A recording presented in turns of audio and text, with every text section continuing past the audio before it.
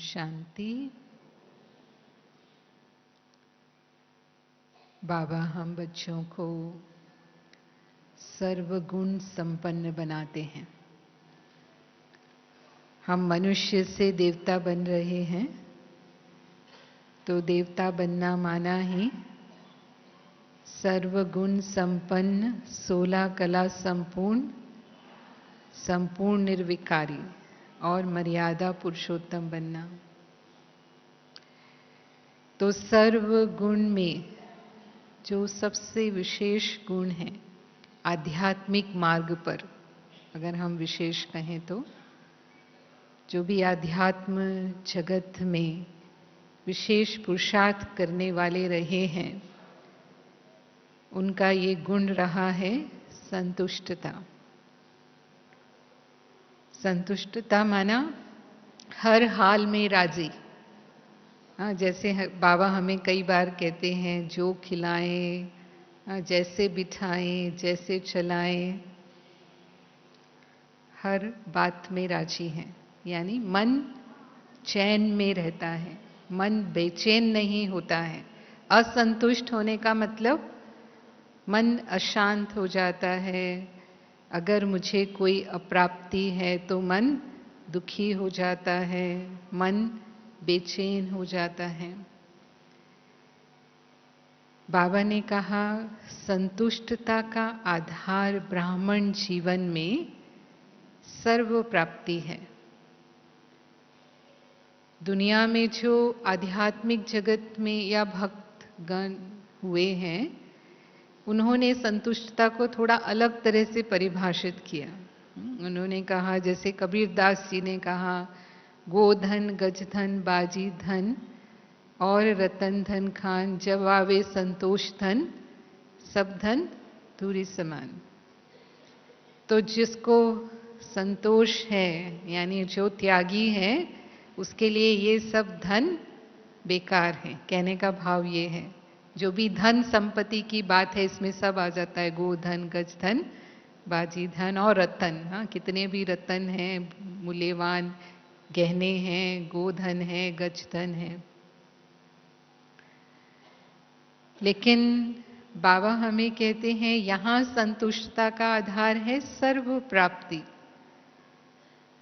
पाना था सो पा लिया। या कहते हैं कि अप्राप्त नहीं कोई वस्तु ब्राह्मणों के खजाने में। ये बाबा हमें कहते हैं। तो ये सही है, अप्राप्त नहीं कोई वस्तु ब्राह्मणों के खजाने में, या सिर्फ कहने के लिए ही है? क्या कहेंगे? ज्ञान के आधार पर समझा है या हम अनुभव करते हैं इस बात को? तो बाबा ने कहा कि जो प्राप्तियां हैं वो बेहद की हैं। जब स्वयं भाग्य विधाता भगवान ही हमारा हो गया, तो फिर सर्व भाग्य हमारे हो गए, सर्व प्राप्तियां हमारी हो गई। जैसे दुनिया में 4 तरह के भाग्य माने जाते हैं, तन मन धन और संबंध। तन के लिए कहते हैं स्वस्थ सुंदर काया हो तो प्राप्ति है।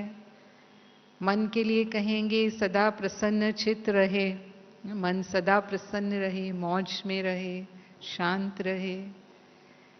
धन इतना अवश्य हो कि सारी आवश्यकताएं सहज पूरी होती रहें, उससे भी अधिक थोड़ा और धन हो, मानो संपत्ति ऐसी हो। और संबंध का भाग्य मानते हैं कि सर्व संबंध निस्वार्थ स्नेह और सहयोग देने वाले हों। तो ये चारों भाग्य ब्राह्मण जीवन में भी मिले हैं और आने वाले 21 जन्म, बाबा कहता है, जन्म जन्मांतर तक ये भाग्य हमारे साथ हैं, क्योंकि स्वयं भाग्य विधाता ने ये भाग्य हमें दिया है। तो ये स्थूल प्राप्तियां हैं और उसके साथ साथ सूक्ष्म प्राप्ति की भी बात करता है बाबा।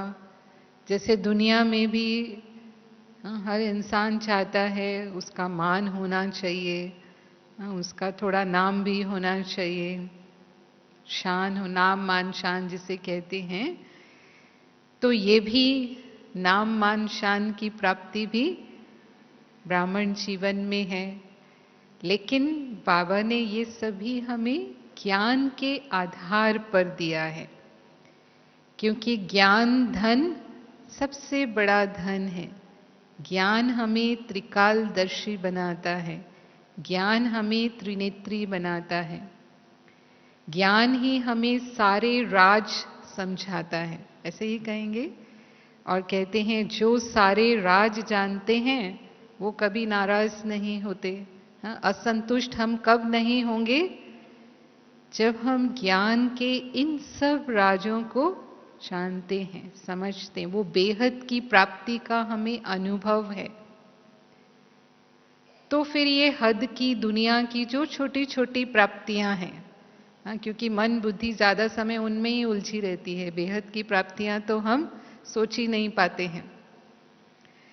तो फिर ये हद की प्राप्तियां उसके आगे हमें बहुत छोटी लगेंगी। और मन सदा भरपूर रहेगा, मन सदा संतुष्ट रहेगा। बाबा कहता है ये सब प्राप्तियां सभी को हैं, एक ही द्वारा, एक ही जैसी और एक ही समय पर बाबा के सब बच्चों को दिया है। बाबा का खजाना अखुट है, ऐसे नहीं कि एक को थोड़ा दिया दूसरे को थोड़ा दिया। जैसे माँ बाप बांटते ना अपनी संपत्ति, तो सबको एक जैसी तो नहीं दे सकते हैं, तो फिर सब जितने बच्चे होंगे उसमें डिवाइड करेंगे। लेकिन बाबा को डिवाइड करने की जरूरत नहीं है, तो सभी को एक जैसा मिला है।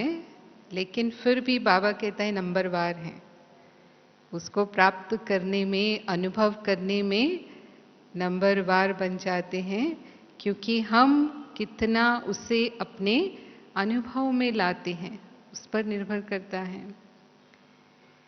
और बाबा कहता है कि ये प्राप्तियां आप ही नहीं, जो आपकी प्रजा होने वाली है या जो आपके भक्त होने वाले हैं। हाँ, हर एक ब्राह्मण आत्मा पूज्य आत्मा है, तो हर एक के भक्त भी होने वाले हैं। तो केवल वो भक्त ही नहीं खाएंगे, लेकिन वो भक्तों की वंशावली भी, ऐसा एक मुरली में बाबा ने कहा था, वो भी उन प्राप्तियों के आधार से चलते रहेंगे। तो फिर अगर वो प्राप्तियों की स्मृति है तो कितनी खुशी, कितना नशा हमें अनुभव होना चाहिए। लेकिन स्मृति स्वरूप होंगे तब। अगर विस्मृति हो गई तो फिर पुरानी दुनिया की प्राप्तियों में ही मन बुद्धि जाएगी। तो जैसे बताया कि तन की प्राप्ति बाबा कहते हैं, तन की प्राप्ति मतलब स्वस्थ तन होना चाहिए। तो संगम युग में तो हम सबका तन स्वस्थ तो नहीं है। तन का तो हमें हिसाब किताब चुकतू करना है, और सारे जो भी पुराने जन्म हैं उसके भी हिसाब किताब चुकतू करने हैं। फिर दूसरी बात बाबा कहता है कि ये प्रकृति है ना, प्रकृति तमो प्रधान तत्वों से बनी हुई है, उसका भी असर है इसके ऊपर। लेकिन जो बाबा ने हमें आत्मज्ञान दिया है उसके आधार पर आत्मा स्वस्थ है। तो जब मन स्वस्थ है, आत्मा स्वस्थ है, तो फिर तन का हिसाब किताब कितना भी कड़ा क्यों ना हो, वो हमें सूली से कांटे के समान अनुभव होता है। इसको कहते हैं मन स्वस्थ है तो तन भी स्वस्थ होने लगता है।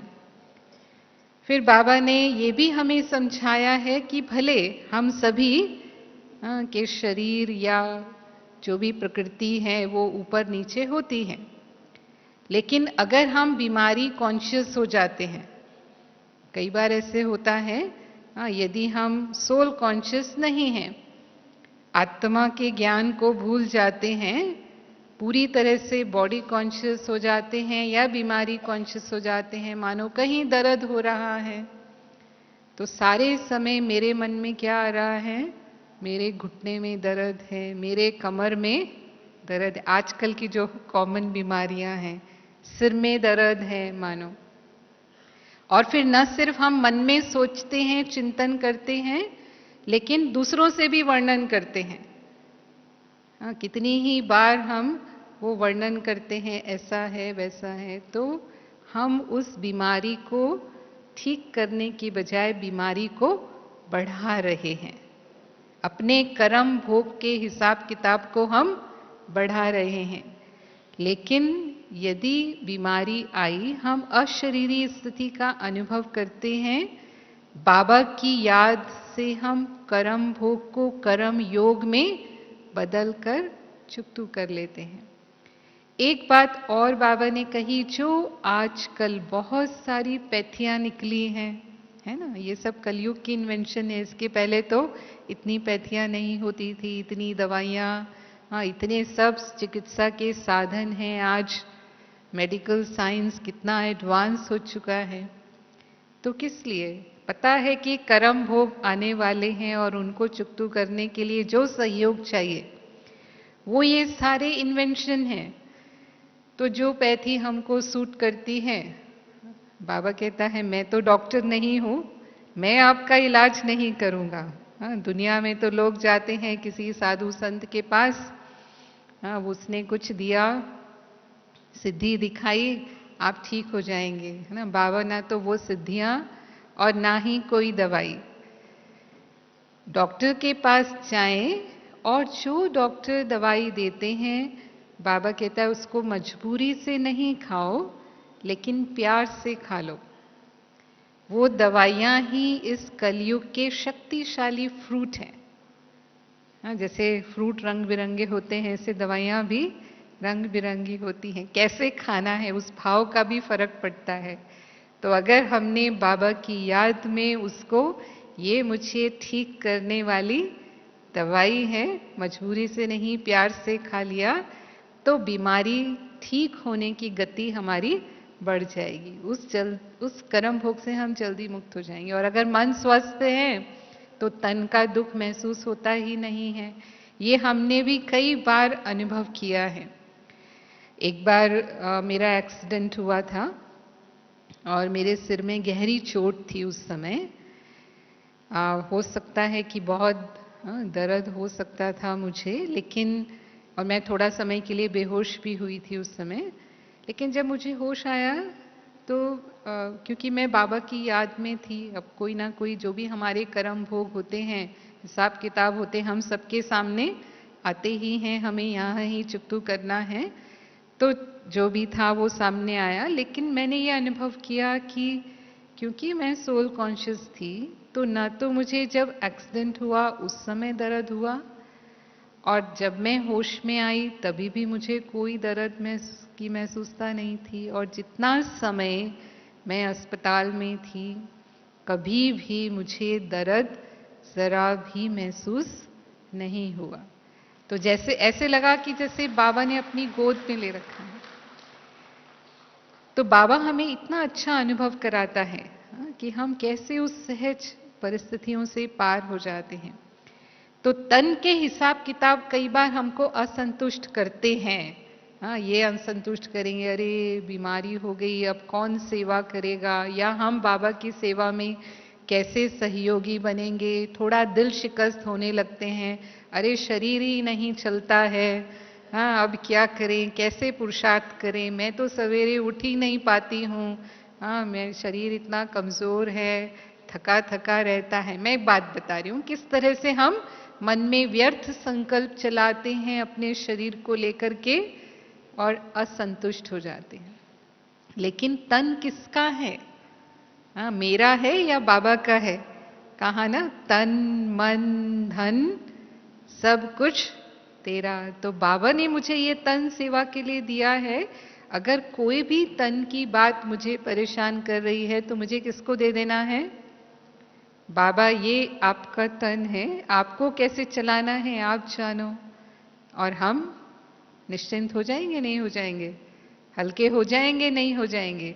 फिर देखो बाबा कैसे आपके तन को चलाता है। हाँ? तो कभी भी अपने तन के हिसाब किताब को लेकर के भी हमें असंतुष्ट नहीं होना है, लेकिन आत्मा को, मन को स्वस्थ रखना है। कई बार बाबा कहते हैं अगर आप खुश हैं और अगर ये शरीर चला भी जाए, खुशी खुशी अगर ये शरीर चला जाएगा तो क्या करेंगे? आगे जन्म में भी जाकर सेवा करेंगे, एडवांस पार्टी में जाएंगे और बहुत अच्छे घर में जन्म मिलेगा, क्योंकि कर्म बंधन में शरीर नहीं छोड़ा, कर्म संबंध में शरीर छोड़ा। लेकिन अगर दुखी होकर के शरीर छोड़ेंगे तो फिर वो आत्मा हिसाब किताब ले जाएगी, तो फिर ऐसा ही शरीर मिलेगा। इसीलिए कहते हैं ना, अंत मते सो गते। फिर मन की बात जहां तक आती है तो बाबा ने हमें सदा सुखी बना दिया है। हम ईश्वरीय सुख, अतीन्द्रिय सुख का अनुभव करते हैं और कहते भी हैं सिमर सिमर सुख पाओ। जितना बाबा की याद में रहते हैं, जितना बाबा से सर्व संबंधों का अनुभव करते हैं, उतना मन सुखी रहता है, मन शांत भी रहता है। लेकिन मन हलचल में कब आता है? जब परिस्थितियां आती हैं। परिस्थितियां आती हैं तो हम प्रश्नों में चले जाते हैं, ऐसा क्यों हो रहा है, मेरे साथ ही ऐसा क्यों होता है, या मेरे से ही ऐसा क्यों होता है, मेरे ही इतने हिसाब किताब कड़े क्यों हैं, या मेरा ही ऐसा कर्म बंधन भगवान ने क्यों बनाया। क्या करते हैं? सबको दोष देना शुरू कर दे। असंतुष्ट माना, परिस्थिति में असंतुष्ट माना, सबको दोष देना शुरू कर देते हैं अपने अलावा, कि भगवान को भी दोष देना शुरू कर देते हैं। भाग्य विधाता ने ड्रामा में मेरा ऐसा पार्ट बना दिया, अपने पार्ट से ही हम असंतुष्ट हो जाते हैं। तो बाबा ने हमेशा हमें कहा है प्रश्न चित्त नहीं बनना है। इन सब प्रश्नों का उत्तर बाबा क्या देते हैं? जो हुआ वो अच्छा, जो हो रहा है वो अच्छा, और जो होगा वो भी अच्छे से अच्छा होगा, क्योंकि संगम युग कल्याणकारी है। किसी भी बात में चाहे अकल्याण दिखाई देने वाली बात हो तो भी हमारा उसमें कल्याण ही है। तो किसी भी परिस्थिति को त्रिकालदर्शी स्थिति में स्थित होकर के देखना है। ये बाबा ने हमें समझ दी है, क्योंकि अब हम तीनों कालों को जानते हैं। क्यों हो रहा है ये राज बाबा ने हमें समझाया है। मेरा कोई हिसाब किताब है जो चुकतू हो रहा है, या जिस आत्मा से हो रहा है उसके साथ भी मेरा कोई पूर्व जन्मों का हिसाब किताब है। किसी का कर्ज चुकतू होता है तो वो खुश होता है या दुखी होता है? तो मेरे जन्म जन्मांतर के कर्ज चुकतू हो रहे हैं, उसे याद करना है। जो बाबा ने स्मृति दिलाई है, अगर वो ज्ञान हमारी स्मृति में आता है तो हम किसी भी परिस्थिति में असंतुष्ट नहीं हो सकते। फिर तीसरी बात धन की आती है। जब जहां धन की बात आती है तो लोग धन संपत्ति को आज बहुत महत्व देते हैं। कहते हैं जमाना ही इसका है, धन शक्ति है। आज जो व्यक्ति धनवान होता है, संपत्तिवान होता है, समाज भी उसको मान्यता देता है। तो भाग दौड़ किसकी लगी हुई है आज दुनिया में? इसी बात की है कि कैसे ज्यादा से ज्यादा धन जमा कर लें, कैसे ज्यादा से ज्यादा हम साधन जमा कर लें। लेकिन हमारा धन कौन सा है? हमारी भागदौड़ इस धन की है या दूसरे धन की है? क्या कहेंगे? क्या कहेंगे? भाइयों का संबंध धन कमाने से ज्यादा होता है ना? क्या कहेंगे? कौन सी भागदौड़ है? कि वो धन नहीं आया तो असंतुष्ट हो गए, ज्यादा से ज्यादा धन चाहिए। कौन सा धन चाहिए? ज्ञान का धन चाहिए। तो बाबा ने हमें अविनाशी धन, अविनाशी खजाने दिए हैं, और सबसे बड़ा अविनाशी धन तो ज्ञान धन है जो बाबा कहता है एक एक रतन लाखों रुपए का है। और इस विनाशी धन के बारे में हमें क्या बाबा ने ज्ञान दिया? सारी पुरानी दुनिया ही जाने वाली है, सब कुछ खत्म होने वाला है। हाँ, किसकी दबी रही धूल में किसकी राजा खाए, बाबा ने समझा दिया है ना। तो ये जाने वाला नहीं है, ये तो यहीं रह जाएगा। कितना जमा कर लेंगे, कोई साथ में ले जाएगा? कोई अपना बैंक बैलेंस ले जाएगा या कोई अपने मकान ले जाएगा? ये नहीं जाने वाला है साथ में। लेकिन जो अविनाशी कमाई की आज, वो आज भी सुख देने वाली है और आने वाले जन्म जन्मांतर तक वो भाग्य हमें मिल जाएगा, मिलेगा। तो इस अविनाशी कमाई को सदा याद रखना है। तो बाबा कहता है दो तरह की भरपूर आत्माएं होती हैं। एक होते हैं मन से भरपूर। अगर हम मन से भरपूर हैं, हमें पता है हम सर्व प्राप्ति संपन्न हैं, तो फिर कोई इस दुनिया की छोटी मोटी चीजें मुझे नहीं भी हैं मानो। अब वही होता है ना, क्या चाहिए घर में, जो भी विज्ञान ने सुख सुविधा के साधन दिए हैं वो सब, कार चाहिए, मोबाइल चाहिए, या फिर मकान चाहिए, और भी चीजें जो भी हैं, अगर वो नहीं भी हैं तो भी हम खुश हैं। संतुष्ट होने का मतलब हम प्रसन्न हैं, हम खुश रह सकते हैं। लेकिन जो मन से भरपूर नहीं है, उसको कितना भी प्राप्त हो जाए, भले ही वो करोड़पति भी क्यों ना हो, लेकिन फिर भी क्या होगा? इच्छाएं होंगी। ये भी कम है, 1 करोड़ से 2 करोड़ कैसे हो जाए, 2 से 4 कैसे हो जाए, किसमें लगे रहेंगे? बाबा कहता है वो एक इच्छा पूरी होगी, वो 10 इच्छाओं को जन्म देगी। ये इच्छाएं ऐसी हैं। इच्छाओं के पीछे भागना कैसा है? परछाई के पीछे जाना। परछाई कभी पकड़ में आती है? आती है कभी पकड़ में? लेकिन परछाई को अगर अपने वश करना है तो रोशनी की तरफ मुंह कर दो, तो परछाई पीछे पीछे आने लगेगी। तो यहां भी बाबा कहता है सदा ज्ञान सूर्य के सम्मुख रहो। श्री बाबा ज्ञान सूर्य है, उसकी याद में रहेंगे तो ये जो सांसारिक इच्छाएं हैं अपने आप पूरी होंगी, सोचने की भी जरूरत नहीं है। तो अपने बच्चों की आवश्यकताएं बाबा सहज पूरी करते हैं। फिर कई लोग सोचते हैं चलो अपने लिए ना सही, हम तो सेवा के लिए सोचते हैं। हाँ, सेवा के लिए तो धन होना चाहिए। हाँ, तो जितना ज्यादा धन होगा हम सेवा में उतने ही ज्यादा सहयोगी बनेंगे। लेकिन बाबा को कौन सा धन चाहिए? हाँ, कई सोचते हैं बाबा लॉटरी का टिकट ले लेते हैं, लॉटरी खुल जाएगी तो सेवा में लगा देंगे, और लॉटरी का धन सेवा में लगेगा। तो बाबा कहता है सच्चे दिल पर साहब राजी। जो हमने सच्चाई से धन कमाया है वो बाबा की सेवा में लगता है, उसमें हमारा स्वार्थ भी नहीं होना चाहिए। कई बार सेवा में भी स्वार्थ होता है। हम धन सफल कर रहे हैं ना, जैसे भक्ति में भी स्वार्थ होता है। अगर कोई दान करेगा ना किसी भी देवता के प्रति तो कुछ ना कुछ स्वार्थ के कारण करेगा, उसकी कोई मनोकामना होती है। तो अगर हम भी बाबा की सेवा में कर रहे हैं लेकिन स्वार्थ है, चलो स्थूल स्वार्थ नहीं, लेकिन नाम मान शान का भी स्वार्थ हो सकता है। देखो इसने इतना धन दिया तो नाम होगा ना, मान इज्जत मिलेगी, बहन ज्यादा पूछेगी, थोड़ा ज्यादा ध्यान देगी, या जो भी थोड़ा ज्यादा आगे बढ़ाएगी। कई बातें होती हैं इसके अंदर।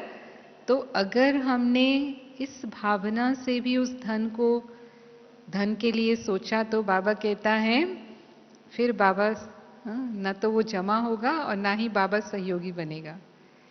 लेकिन अगर सेवा की सच्ची दिल है तो फिर कहीं ना कहीं से धन आपके पास आ जाएगा। अगर निस्वार्थ भाव से सेवा की सच्ची दिल है और आप सेवा में भी उसे लगा सकेंगे, और वो 1 लाख के बराबर होगा। अगर आपने स्वार्थ भाव से किया, आपने 1 लाख भी किया, वो 1 रुपए के बराबर होगा। लेकिन अगर सच्चे दिल से किया तो उसकी कीमत कितनी है?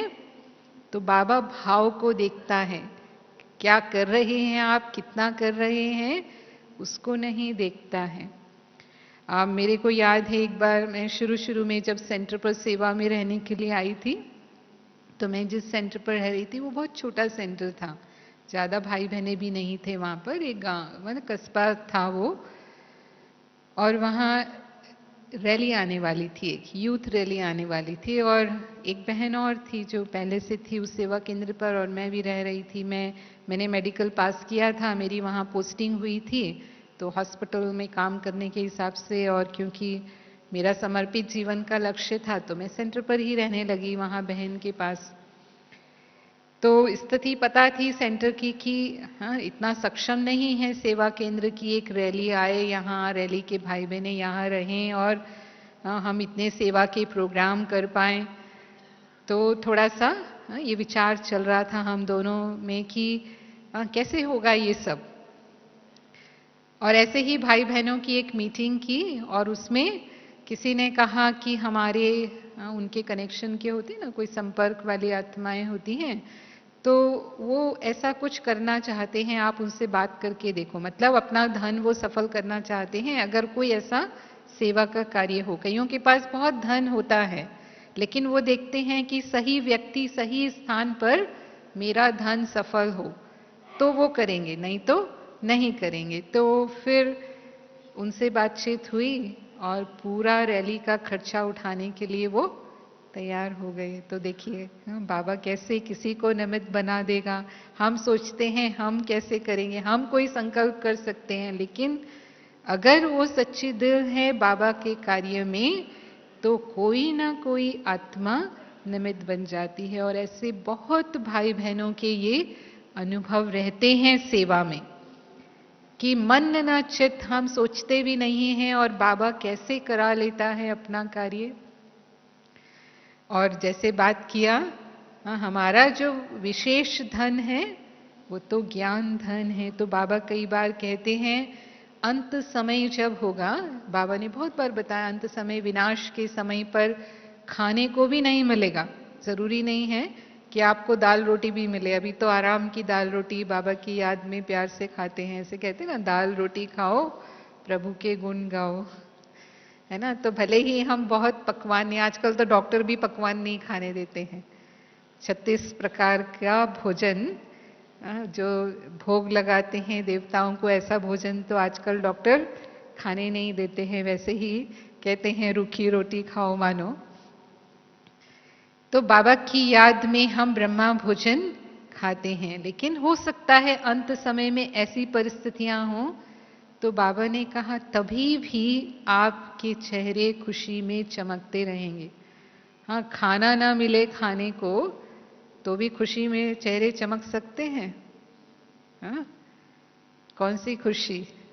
हाँ, बाबा कहता है इसको ही कहते हैं मिरुआ मौत मलू का शिकार। हाँ, दुनिया में दुख होगा, अति दुख में दुनिया जाएगी, लेकिन आप बाबा के बच्चे बाबा की याद में खुश मौज में होंगे, क्योंकि आपको पता है अब कौन सी दुनिया आने वाली है, हम कहाँ जा रहे हैं। और बाबा अपने बच्चों को साक्षात्कार के द्वारा बहलाते भी रहेंगे।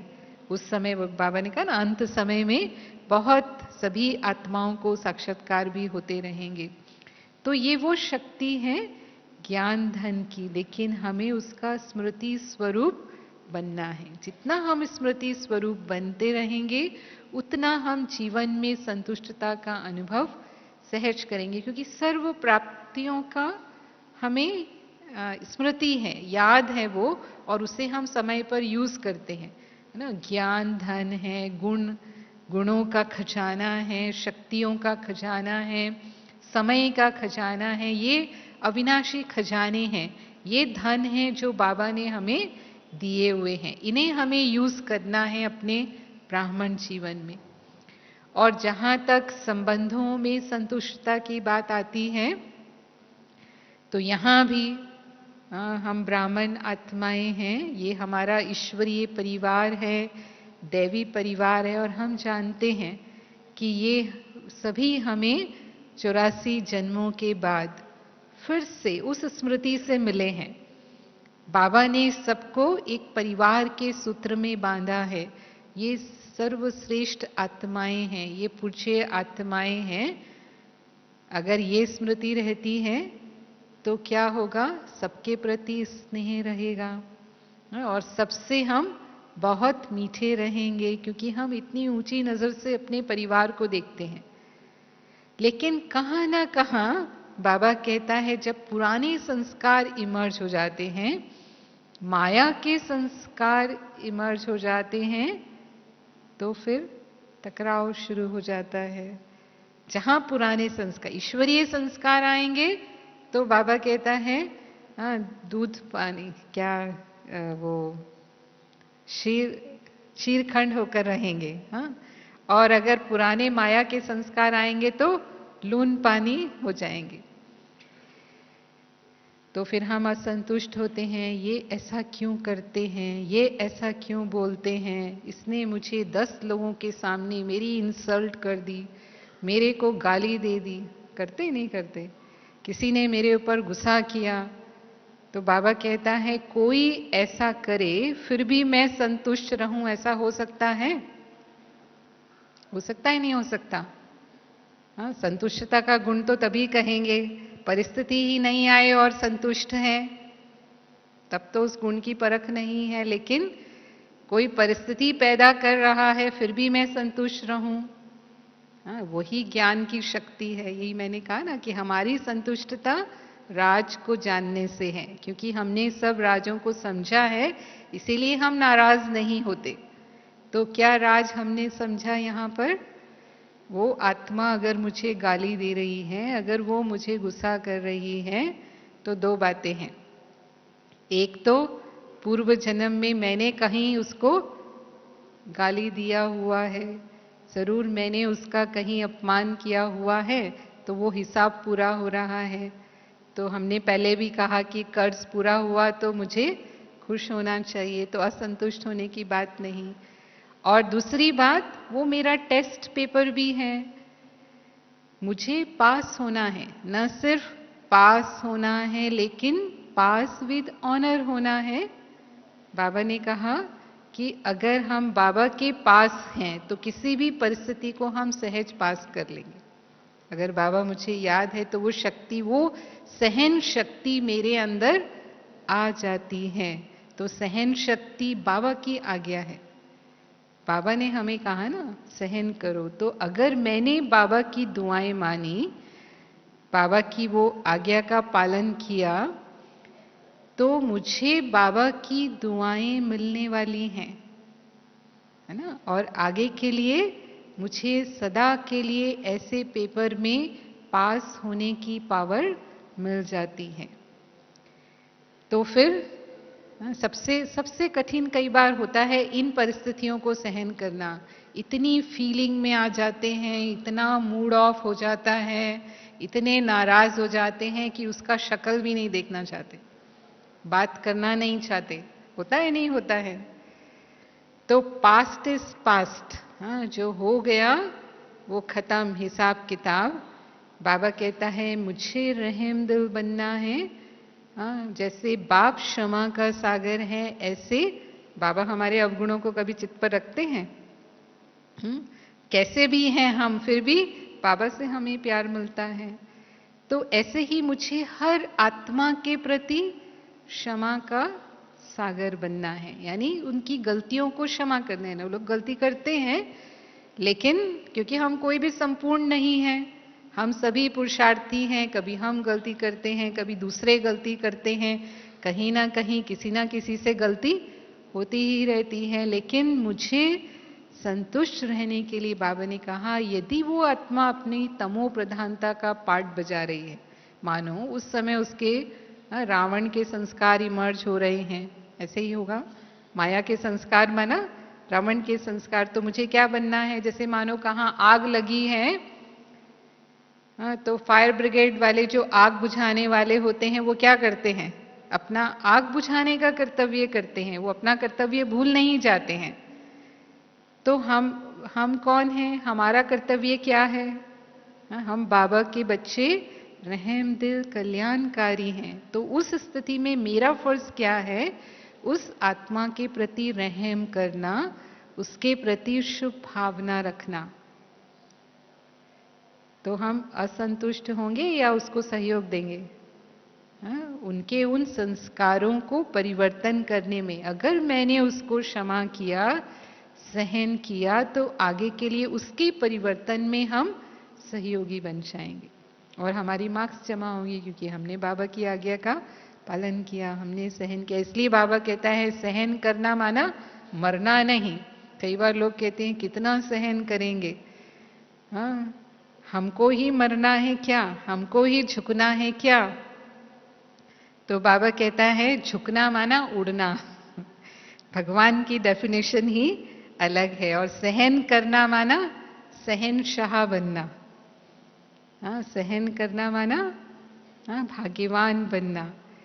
तो जब हम बाबा के इन महावाक्यों को याद रखते हैं, उन प्राप्तियों को स्मृति में रखते हैं, तो हमारे लिए संबंधों में भी कोई भी पेपर आ जाए, उसमें संतुष्ट रहना कोई बड़ी बात नहीं है। ठीक है।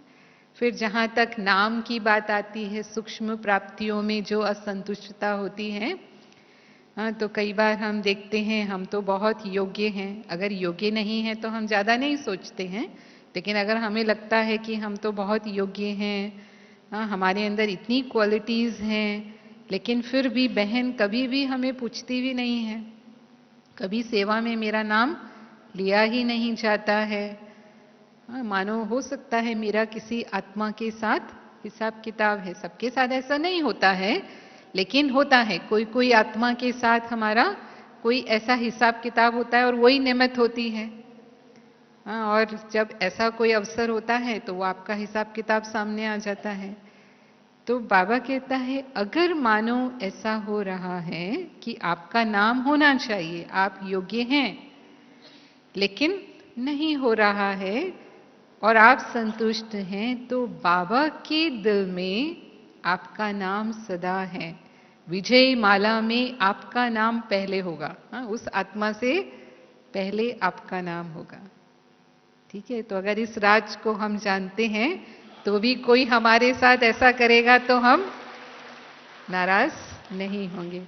फिर बाबा कहता है देखो मैं आपका नाम लेता हूं। बाबा ने सबसे बड़ा हम बच्चों को ब्राह्मण नाम दिया है और आज तक भी इस ब्राह्मण नाम से दुनिया में भी जो जन्म से ब्राह्मण हैं वो आज तक कमा रहे हैं। कितना मान मिलता है उनको क्योंकि वो ब्राह्मण हैं। तो बाबा कहता है आप तो सच्चे ब्राह्मण हो। तो ब्राह्मणों का नाम ही कितना ऊंचा है। और फिर कौन हमारा नाम लेता है, वो जैसे एक कहानी बताते हैं ना कि एक बार नारद जी विष्णु जी के पास पहुंचे।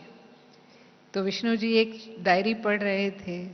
तो नारद जी तो ना उनका स्वभाव के अनुसार ही जिज्ञासा हुई उनको। तो उन्होंने पूछा भगवान आप क्या पढ़ रहे हैं आज? तो बोला कि मैं अपने भक्तों के नाम पढ़ रहा हूं जो मुझे बहुत याद करते हैं, मेरे अनन्य भक्त हैं। तो नारद जी तो भक्त थे, तो उनको जिज्ञासा हुई अच्छा मेरा नाम कहाँ है भगवान की लिस्ट में। तो पूछा, तो उन्होंने अपनी डायरी नारद जी के आगे कर दी। तो देखा कि नारद जी का नाम जो था वो सबसे ऊपर। बहुत खुश, देखो मेरा नाम सबसे ऊपर है।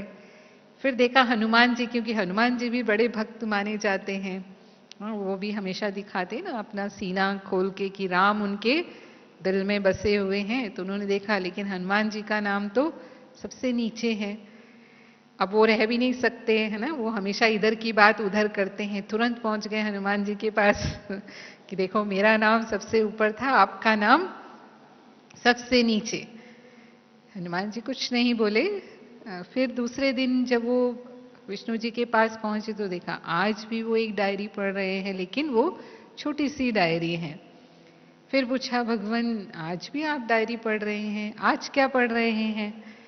तो विष्णु जी ने कहा कि आज मैं वो डायरी पढ़ रहा हूं जिनको मैं याद करता हूं। कल मैं वो पढ़ रहा था जो मुझे सबसे ज्यादा याद करते हैं, पर आज मैं जिन्हें सबसे ज्यादा याद करता हूं। तो अभी फिर उनको लगा मेरा नाम कहाँ है इसमें।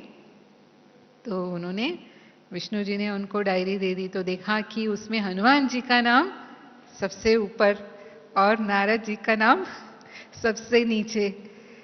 तो हम कौन हैं? सारे भक्त भगवान को याद करते हैं और हमें कौन याद करता है? हाँ, स्वयं शिव बाबा हमें याद करते हैं। तो फिर हमेशा देखो, आजकल बाबा की मुरलियां चलती हैं, बाबा क्या कहता है? बाबा के दिल में बच्चे समाये हुए हैं और बच्चों के दिल में बाबा समाया हुआ है। कितनी बार बाबा हमें ये स्मृति दिलाते हैं, बाप बच्चों के बिना नहीं रह सकते। बाबा बच्चों को याद करते हैं, बाबा के दिल में बच्चे समाये हुए हैं। तो हम उस नाम को याद करें जो भगवान ने हमें दिया है। फिर मान की बात अगर हम सोचते हैं तो स्वयं भगवान ने हमें इतना स्वमान दिया। कितने ऊंचे हमें बाबा ने टाइटल दिए हैं। दुनिया में किसी को 2 टाइटल 4 टाइटल मिल जाते हैं तो क्या क्या समझने लगते हैं अपने आप को। होता ही नहीं होता है। लेकिन यहाँ टाइटल इतने हैं कि हम याद भी नहीं कर सकते कि बाबा ने इतने टाइटल हमें दिए। अभी मैं आपसे पूछूं, हाँ, कौन कौन से टाइटल दिए हैं बाबा ने? क्या क्या हैं हम बाबा के? हाँ, बाबा की मस्तक मणि है, हाँ, बाबा के नैनों के नूर हैं, कोठों में कोई, कोई में भी कोई भगवान के चुने हुए रतन हैं, मास्टर सर्वशक्तिवान हैं, हाँ, देवात्माएं हैं, पवित्र आत्माएं हैं, जो भी। तो बाबा कहता है अगर आप स्वमान में हैं तो अपने आप मान मिलने वाला है। मान की विधि यही है कि स्वमान में रहो और दूसरा दूसरे को मान दो।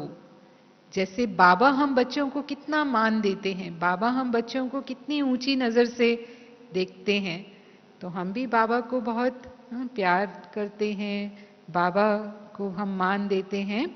तो ऐसे ही अगर सम्मान चाहिए तो सम्मान दो और स्वमान में रहो। ये विधि है। इस विधि से कभी भी हम ये नहीं सोचेंगे ये तो हमें पूछते ही नहीं है, ये तो हमें प्यार देते ही नहीं है।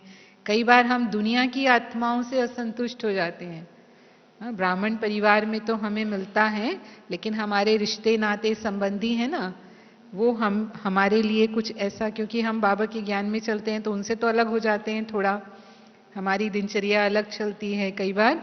हाँ, बिल्कुल वो हमारी उपेक्षा करते हैं, हमारे लिए विघन रूप बनते हैं।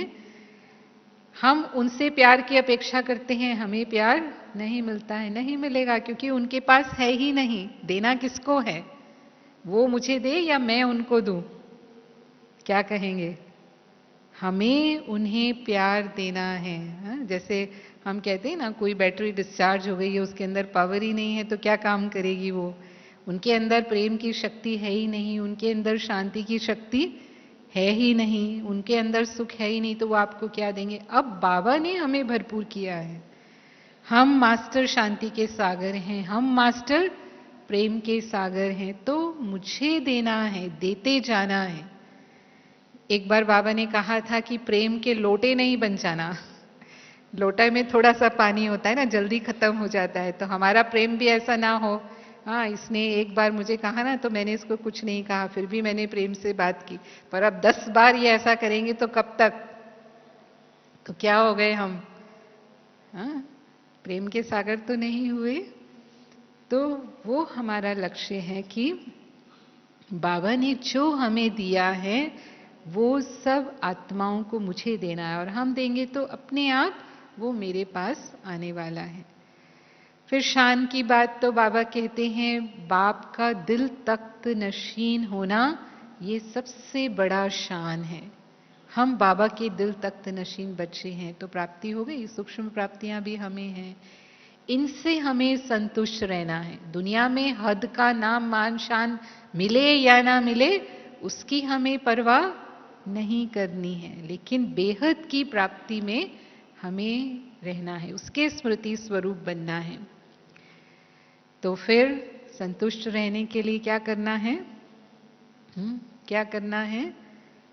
अपनी प्राप्तियों को स्मृति में रखना है। जो बाबा से हमें सर्व खजाने मिले हैं, उन खजानों को, ज्ञान को समय पर स्मृति में लाना है।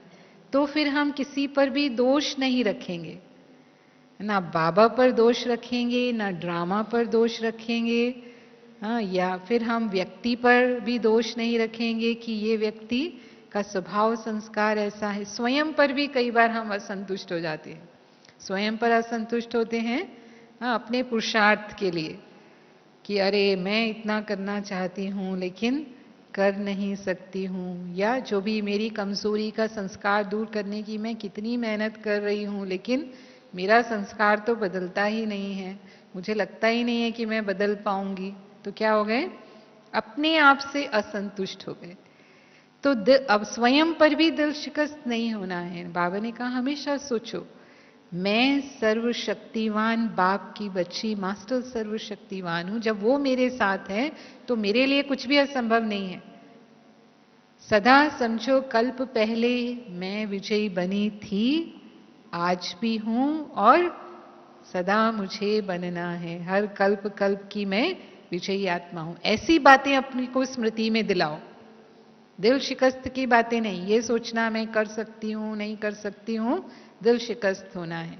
तो स्वयं से भी असंतुष्ट नहीं। और मानो कोई गलती हो गई मेरे से, हो जाती है कभी, तो फिर ज्यादा पश्चाताप भी नहीं करना है। बाबा कहते हैं उसको वहीं फुल स्टॉप लगा दो। आगे के लिए हम ऐसा नहीं करेंगे, अटेंशन देंगे। अपने आप को भी क्षमा करना है। दूसरों को क्षमा करते हैं हम, लेकिन कई बार हम खुद गलती करते हैं। कई बार बाबा के श्रीमत के विरुद्ध हम कई गलतियां कर जाते हैं। तो फिर मुझे अपने आप को भी क्षमा कर देना है। उसका भी बहुत व्यर्थ चिंतन नहीं चलाना है कि ये हो गया, वो हो गया, ऐसा बोल दिया, मुझे ये नहीं करना चाहिए था, वो नहीं करना चाहिए था। तो स्वयं से भी संतुष्ट, बाबा से भी संतुष्ट। बाबा ने ड्रामा में मुझे जो पार्ट दिया है बहुत एक्यूरेट है। फिर प्रकृति से भी संतुष्ट। कई बार प्रकृति के वायुमंडल से हम असंतुष्ट हो जाते हैं।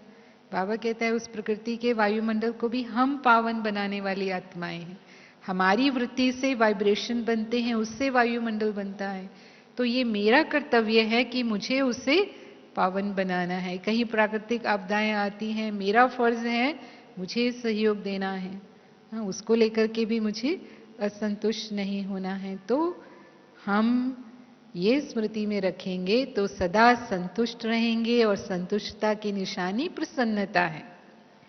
जो प्रसन्न आत्मा होगी, बाबा ने कहा उसके चेहरे की झलक फलक ही अलग होगी। जो दुनिया में भी प्राप्ति संपन्न आत्माएं होती है ना, उनकी झलक फलक कैसी होती है? तो बाबा कहता है वो झलक फलक आपके द्वारा दिखाई देगी। तो आपका चलन और चेहरा ही सेवा करेगा।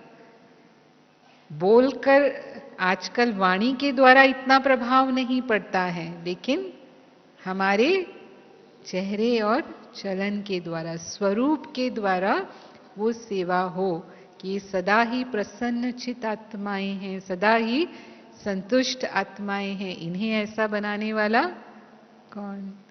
और जो संतुष्ट आत्मा है वो प्रभु प्रिय होती है, लोकप्रिय होती है। उसे सर्व सिद्धियां सहज प्राप्त होती हैं, उसे सर्व की दुआएं सहज मिलती हैं, क्योंकि सरल स्वभाव है। आप किसी से नाराज ही नहीं होते तो नाराज करते भी नहीं है। हाँ, मैं भी संतुष्ट और मेरे से दूसरे भी संतुष्ट, तो सबकी दुआएं मिलेंगी नहीं मिलेंगी? और जब हमें दुआएं मिलती हैं तो हम उड़ती कला का अनुभव बहुत सहज करते हैं। योग में शक्तिशाली स्थिति का अनुभव हम करते हैं। ठीक है। ओम शांति।